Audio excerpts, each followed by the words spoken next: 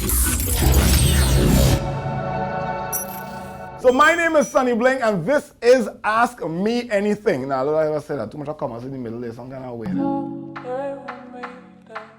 The video you're about to see is a conversation between two people, a civilian and a member of the TTPS.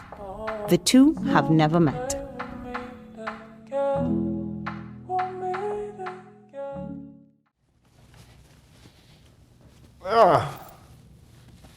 Hello. It's a woman. I know it's a woman. What? Do I have to whisper now? Okay. I am Inspector Bridgelal of the Gender-Based Violence Unit. I just wanted to introduce myself, hearing you, and just to say a little about me. I have 25 years service in the Trinidad and Tobago Police Service. I have worked in a lot of different areas. I have worked in the Organized Crime, Narcotics and Firearm Bureau, which is now Special Investigations Unit. I work at the Criminal Investigations Department. I have worked at Homicide Bureau of Investigations, Gender-Based Violence Unit. Some of my best years were in uniform. I am now in Gender-Based Violence Unit. So just to introduce myself a little bit. And what about you? Wow, that was a nice introduction. That's a lot, boy. Wow, wow. Well, I'm just a mere mortal on God's green earth, you know. Do the entertainment thing in between here and there now. They call me Sonny Blingg. I used to have a TV show on TV, well, a TV show. I used to have a TV show a few years ago. And nice entertaining program. And yeah, when I was on TV, they used to have other shows like, I had a guy called Ian Allen. Yeah, he had a show at the same time with me, and then they also had another guy called Alexander. Yeah, he has a show same time with me, basically. But I didn't even know about them. One had locked up the other one. They used to be good friends. But anyhow, yeah, that's forget about me. So you mentioned that you're an officer in the gender-based unit. What does it mean to be an officer in the gender-based? What is the gender-based unit? What is that? Well, it's a lot actually.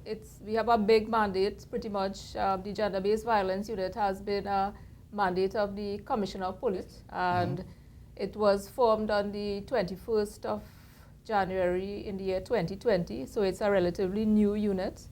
And what we deal with is domestic violence issues of both genders, male and female, and well, other persons as well. Also, any aspect of domestic violence, we do different things. We bring perpetrators to courts according to the fullest extent of the law. We also do intervention strategies. We work with psychologists, with victim and witness support units, different stakeholders as well to assist us in helping a victim to be comfortable, sometimes rehabilitated. Sometimes a victim will need certain special interventions. We have to take into consideration their background, what is going on in their household, if there's violence, how bad it is, if they have children, how we treat with that in terms of policing and also from a human perspective. Now, you mentioned domestic violence, right? And something that tends to be swept under the rug a little bit nowadays, or more so because of the times that we live in, right? The times we live in more geared towards the woman. And you mentioned domestic violence, right? And do you get a lot of reports from men on domestic violence? And how do those things, how are they treated with? Because, you know, a lot of men, it seems, would be kind of reluctant to speak to police about domestic violence issues. They may be feeling as though they're going to be ridiculed and those kind of things. So what is in place for men where domestic violence is concerned? Well, a lot actually. Could I call you Sonny? Yes, I mean. You make me relax a lot there by doing so. Yes, it's something that is a very topical issue. What happens is traditionally domestic violence was really a social issue. And Trinidad has a culture, and when I say Trinidad, I mean Trinidad and Tobago has a culture as such that they didn't really treat domestic violence as an issue whereby the perpetrator will be arrested and brought before the court, right? Sometimes they tend to treat it, and they still do, some of them, they treat it in such a way to counsel out the victim's demise, right? So in so doing, the justice is not really served. But in terms of the men, what has happened is traditionally men are socialized to deal with violence and deal with issues differently from women, because as a boy growing up, your parents will bring you up in such a fashion that you don't really react emotionally to things like a girl. The girl will be like, as I told somebody, sugar and spice and all that's nice. If a boy fall down and skin his knees, he's socialized into sucking it up and treating with it a similar way. So as a man grows up, as a boy grows into a man, and if, for instance, a female would hit him or harm him in such a way that it's a physical assault, a lot of times they are ashamed to make the reports at the police stations, in all the different stations. Now, we have reached out to men, and as a matter of fact, the percentage of women as domestic violence victims far exceed men, right? The men domestic violence victims are under 10%. But it's a nice question you ask, because we have, based on our lectures and publicizing what we do at Gender-Based Violence Unit, we have made it a little easier for them. And we understand the conversation, we understand the dialogue, that a man would feel ashamed to come to the station and make a report. And not because he's weak, right? It's based on how he is socialized, and the fact that if you tell your partner, "Way boy, the woman bust a slap in my tail," right? They will laugh, right? No, on the opposite side of that too, though, we have to also acknowledge the police service in this, because more than your partner laughing at you or whatnot, we've had many instances where people said they went to the station and the police officers made them feel less than. You know, so that's also something that the service will have to look at, you know, going forward. And then too, I think I was having this conversation just actually a few days ago with a parent about same boy-girl relations, and the parent was saying that of course the daughter, because of the morals, the values, the principles, will be cut from good cloth. You know what I mean? The daughter is good cloth. So I was saying, what about boys and how the boys are? They said, well, no, the boys will find a way, whatnot, right? But society, to me, as far as I'm understanding, is geared so much towards the woman, right? And I say this because we've had many campaigns in the public domain, you know what I mean? As in, even the Olympic Committee right here in TNT had a campaign over the past few years saying the future is female, and I didn't realize only women went to the Olympics. So my point is that we have a lot of campaigns geared towards the women, and men are always left on the wayside, and we're always told that growing up they have these things and they have to bruise and whatnot. So I think it's somewhat of a disadvantage. And then you also mentioned there that according to statistics, it's 10% with domestic violence relating to men. And we also know that men don't really report issues. So can we safely say it's really 10%? Then we also know that domestic violence, there's so many things in domestic violence: emotional, physical abuse, sexual abuse, blah, blah, blah. So a man may not report ever that his woman has cussed him up, which is actually a form of abuse or maybe even domestic violence, right? He may come and report when he get the head bust up. But at the same time, I think we may have a lot more instances of these things happening. But I'm saying all of this to bring it back to the police service when they come and report and they're not feeling the kind of way. What do you think the police service can do to soften the approach of a hurt or wounded male individual, boy or big man, that has an issue and they would like to come forward and not feel the burden from those who are there and said to protect and serve us with pride, to not make them feel any less than? Okay, well, we have embarked on certain different things in order to deal with this. We have spoken to the uniform officers how to treat with the public. Now, they have done this before, but by extension, we understand the sensitivity where we need to treat with domestic violence, and we understand that men are quite in a special category by themselves, because it's difficult. It takes a lot from a man to come and make a report concerning this in his station. So we understand these things and we understand how we treat with it. So when a man comes in his station and makes a report, like I said, we have told officers how to treat with this, the uniform officers, and we are also continuing with the mandate because we have been specially trained as well. So we treat with it at a level of sensitivity, and we do encourage males to come forward if there's a domestic violence situation. Come forward and report it, and we will deal with it just the same way how we treat with females who are domestic violence victims.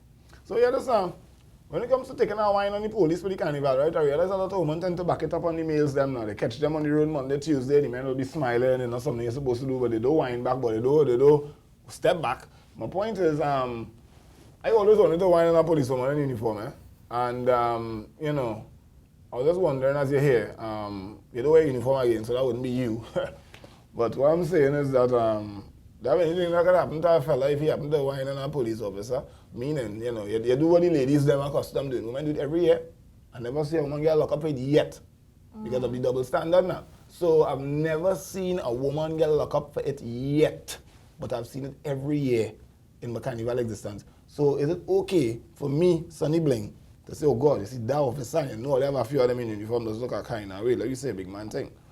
Where you feel I could take her thing? She don't have to wind back. She ain't bound to wind back. But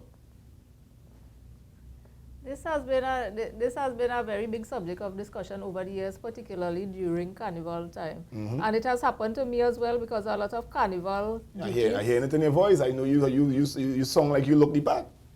Yeah, easy, you know. A lot of these carnival duties, I work in uniform and I will continue to do so, and it has happened.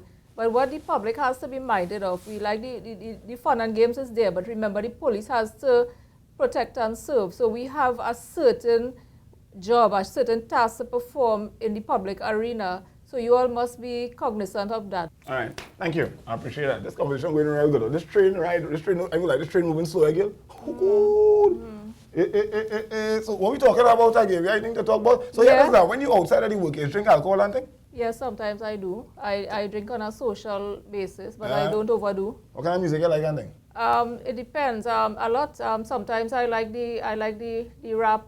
I like the clean ones. I like the clean rap. Clean ones. Because, yeah, rap is a kind of strange kind of music. Sometimes it's derogatory. Sometimes they have very good ones. I was a big fan of Brother Resistance. I am sorry to hear about his demise. You're going from rap to Brother Resistance? Yes. You have a wide. I do. Wow. I do. I like my chutney as well. I like my brass for carnival. I like to jump up in the greens too when I get the opportunity to do so. So I like a different set of music. Sometimes I like the old-time rock music as well. That remind me of my younger days, which were great. So yeah, it's diverse, just like the culture of Trinidad and Tobago. Well, I actually kind of confused. You say you hit me some kind of things, and then you end up by saying your younger days thing. I'm wondering nobody age because I don't know. I was wondering one way. I'm thinking all over the place. I can't even see you. You know. Yeah, I always wanted to ask you this. Why did you go into the entertainment business? Now you have been very successful. And it was a very quick rise to fame because I especially remember the time when you were doing some sort of some media thing, and you had given all the ladies some roses. So I'm hoping that I would get one this evening. Well, watch now. You really, the rose thing. I want to apologize because because I'm not certain who I was going to meet.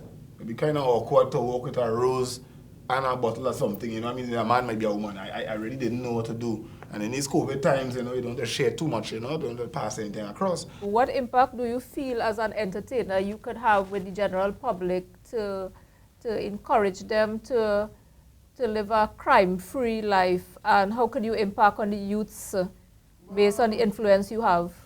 What I have been doing, I will say so far, like in my community, so I live in the Enterprise Cunupia area, Central, and I support the different groups in my area. So as one individual, right? So I don't really think it's all about people being the superhero as an individual and always want to champion every cause, right? So what I have done is I look at people who are already involved and already doing things, and I try to support these initiatives in different ways. So in my community, I know they'll have like the Enterprise Police Youth Club, they'll have the Dash Trace Youth Empowerment Committee, the Rio Dan Dojo, among a few others that are directly around me that will be doing certain things. And I've tried, I guess, not all the time, but I've certainly involved myself with these groups over time. Other than that, I have also involved myself in little community-based events. So just in the same enterprise in Dash Trace about 3 years ago or so, I had a 3-month basketball tournament every Friday night alongside the same Dash Trace Youth Empowerment Committee.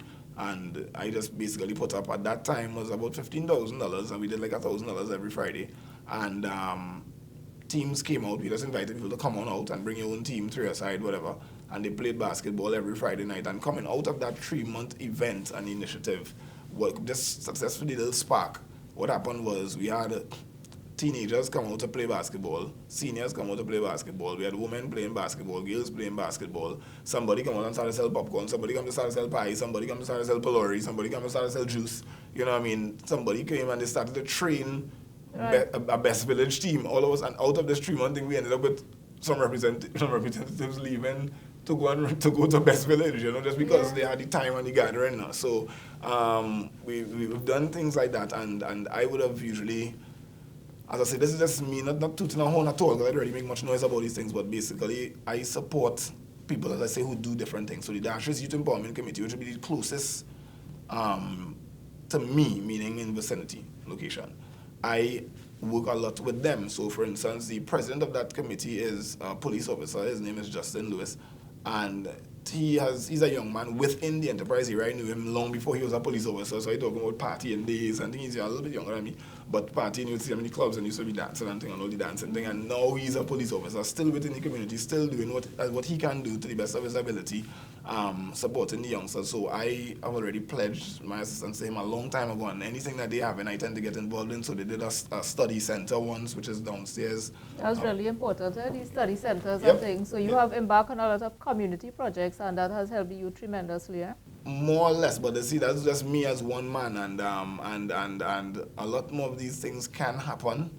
So for instance, what I would say too, for instance, like the Mounted Branch, I want to really thank the Mounted Branch. I haven't done anything lately, but over the years with me doing my things, I have communicated with them, and they have been in great support as well, where we had little events and the Mounted Branch would come out and bring the horses, you know, and just encourage that little vibe of you know, people getting closer with the animals and the police service and whatnot. But I think what it really boils down to is having a real one-on-one, heart-to-heart conversation, meaning the same way the police service would like the public support in getting things done, the police promote a lot of intelligence, which means they know everything. All right? And if you all do know as much as you all promote to know, get real about it. Meaning, there are people you can speak to on the ground and do real things if you all want to do real things as well, and will be quite involved and willing, like myself. So if we know a boy within Central and whatnot, what we could do, we could sit down and have these conversations. They have a lot of positive people in communities that have a lot of ideas, and they'll be more than willing to share and more than willing to work together for a common goal once we really address what we want to address. Now, I mean, I'm not saying that we will change the crime perspective. I'm not saying that crime is going to go down. We have to also remember everybody involved are only human beings, and we're prone to make mistakes ourselves. Now, remember, a lot of times media personalities and persons sort of legitimize certain things when you assist the police. For instance, if you are promoting something like say no to domestic violence, or please inform Crime Stoppers, or tips, or that you have information. If you have information, you can give it anonymously. Now, I heard that you said that the police could probably sit down together, and we could formulate some sort of activities or projects in terms of that. So it will be a nice idea if we could work in collaboration to do something like this. What I would commend you all with as well too of late, I don't really understand it too much, but I've been seeing it, would be the photographs of the officers on Facebook pose off next to motorbike and tree and... Well, what exactly are you referring to? What exactly? No, well, it's a kind of positive thing. It's on the TTPS page, right, and they're highlighting certain officers, right? So but you see, it's kind of confusing to me, because here it is, I think an officer would have, let's say, help someone jack up a tire and change a tire on the highway, great. Right. And then the next thing is a photo shoot with the officer. So I'm wondering... No.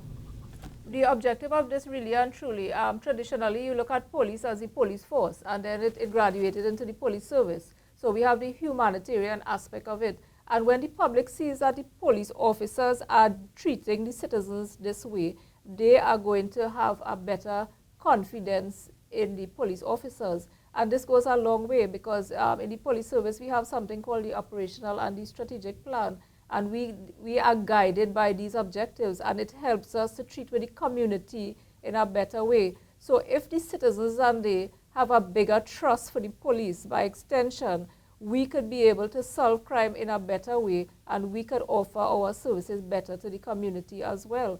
and persons will come to us when they need help, and we could go to the citizens as well when we need help. So like you said before, we have a nice thing going there. So we will have a sort of a synergy and an interaction with the public, and that will assist us in fighting crime. You know, I think, I hear you there, that's good. But I think, you know, because I like this excitement, you know, that's why these conversations are really important, you know what I mean? It certainly is. I think that, you know, y'all can really soften up from inside, come out. So y'all started doing it already. Now, let me ask you something.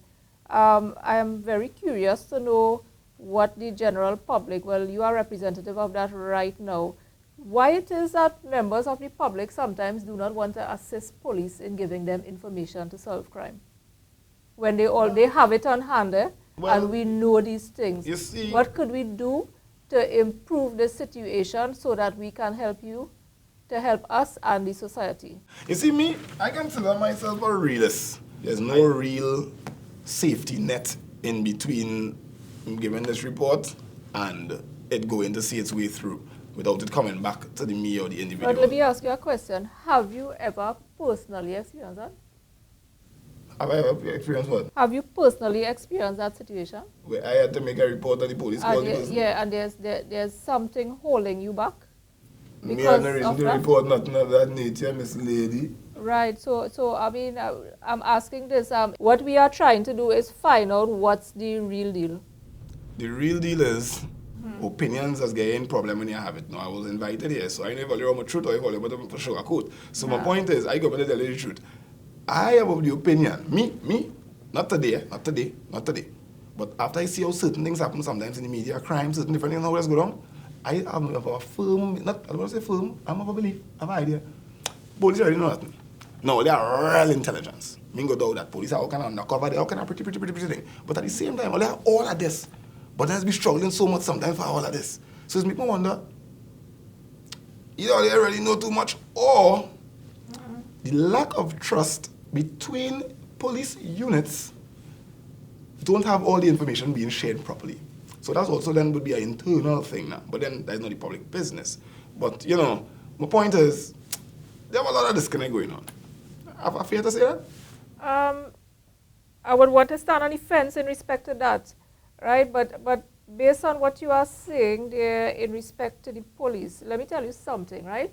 As a representative of the Trinidad and Tobago Police Service, when these things happen, remember, a lot of people say police don't do anything. A lot of times when you get intelligence or you get information, hey, that man down the street there pushing drugs and he bringing in cocaine, sometimes that's all the information you have. Now, in order to bring a matter successfully to the court, we need evidence, right? We get something by word of mouth, but we don't have anything precise, right? So you need to work towards presenting the proper evidence before the court. And sometimes we don't have that. A lot of times we don't have that. So if you get information on the surface, right, and you don't have anything solid to bring before the court, therefore the police will have to conduct an inquiry and we will remain at a certain point until we get something direct that we could bring. A lot of people in the public don't understand that. They don't understand that it's not just, you just say, well, hey, that man pushing drugs there or certain things happening, so we'll need to launch an investigation to get to the bottom of things, and these things take a lot of time. Now, you mean, I understand that and I support that. And I was going to say is this, right? I also believe the police service is a scapegoat. Meaning, right. Yeah, you're running and you lock up the man, but then boom, the man back on the road. That is not your job to keep him in the jail. You already did your part by bringing the person to justice now. So, I think as well, it's also not really a issue of pointing fingers, but it's still about putting the transparency on this thing. Meaning, the police service actually working on it. We actually arresting people in it. Why they're not being processed properly or whatever is what it is. In other words, let us, the public, know where the conversation really should be coming from. So what we see is the police who lock up the man. Because what the I see, the A see, the mind believes. So boy, them police wicked because them come to lock up the man. They didn't know the JP and whoever gave the document and say, go and lock up that man. Right, but there are certain things that you cannot disclose to the general public. And this is why... Right, because it will hamper an investigation. Right, and this is why... Or not really the investigation like that, but I'm talking about in terms of this is why the police service will always have to bear the brunt of this thing, because, as I say, the information can't come out. All you know fully well there are other things going on that is not even all your fault. But you all will always have, so in a sense, that is where the internal part have to come from. Because if you know it's not your fault, but boy, I can't say nothing. It's always you go and get the licks. No matter what you do, the police go and get the licks. Yeah. So we have to find the ways of, because all right, as I say, my father's a policeman at family police, so I know police's work. I know a real good police out here. I know real good police out here. Like same small, I know these men since school days. You know what I mean? I know a long time. So to know you're still doing this and that, and I see the effort. Even this young boy, CD, my son CD, Adrian, CD. He's one of the most productive fellas in my area. You know what I mean? As a police officer, and he was part of the Rio Dan Dojo as well, too, I mentioned earlier on. So I know him from around, you know?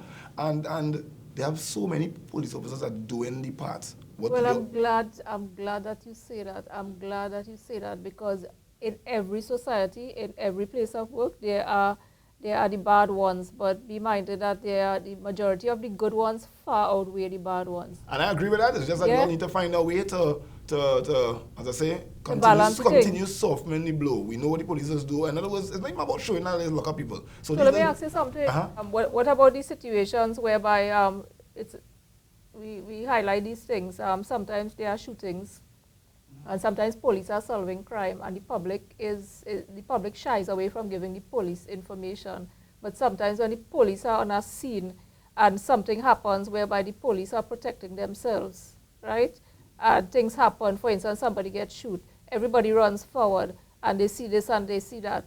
But if somebody else gets shot, what's going on there? Because it's a kind of double-edged sword in a sort of a way.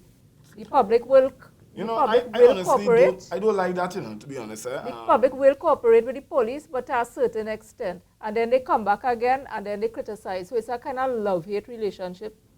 And that's what I mean. I honestly do not appreciate the fact that people always see when the police shoot something, but they can never ever see when it comes from the opposite side. I never really understood that, to be quite honest. Yeah.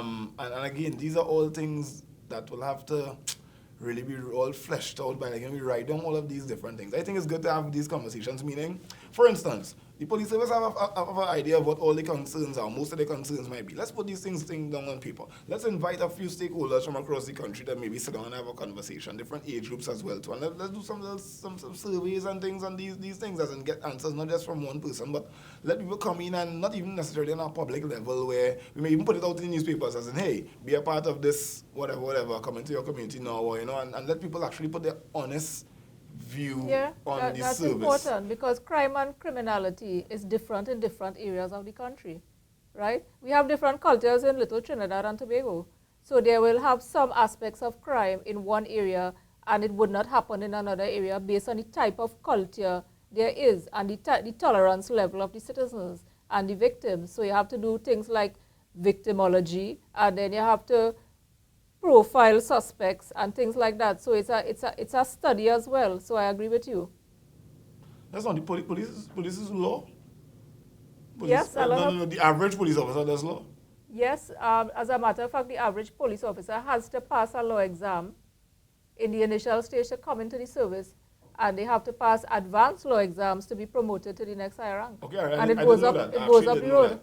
Because some people, you hear people say, but the police and them don't even know the law. What them know about law? As in, I honestly didn't really know that police did some level of law. And that is the normal refrain. Just like he was a good boy or the police wicked. That's a normal refrain. So we're trying to get away from those things, right? So we want to change our perspective a little bit. Yeah, I like that, man. This was a nice conversation. I could talk to you again. If you like to talk to you again next time. Of course. No charge me no entertainment fee. No. Because we have to to talk about. I ain't talked about being on the bus route. I ain't talked about seatbelt ticket. I ain't talked about, like the discretion of the police. We ain't talk about the discretion, a lot of things. Oh God, they didn't bound to get them that ticket. And is it that the police are bound to it? But they're fed up at that.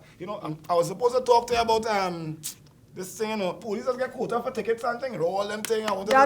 Actually no. The answer is no. They are recognized as good officers and all of that. When they make cases and they are good cases, they are recognized as good officers. But the ticketing system with the quota and thing, that is a Canadian things like even like firearm and pepper spray thing, how does go ahead and legalize? We have to go and get a license for a pepper spray. Yeah, if I can grind up a shadow benny and a toad. It has not been fully operationalized as yet. Okay. We have a lot of positive things in the makings that we look forward to in terms of solving crime. All right. Well, I hope I could talk to you again in the future. I'm glad to hear that. I would love to.